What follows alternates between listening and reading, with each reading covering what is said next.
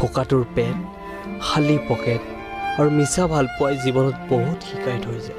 চব আঘাত শৰীৰত নালাগে, কিছু কিছু আঘাত হৃদয়তো লাগে।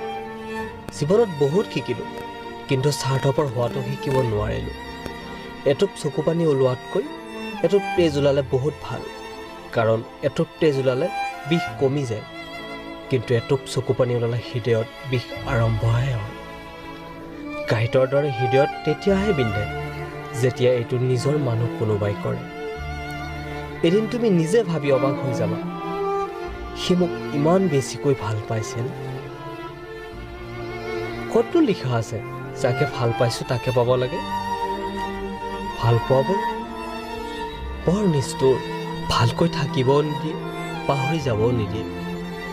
আঘাতে কষ্ট নিদিয়ে, মানুহক সলনিহে কৰি দিয়ে।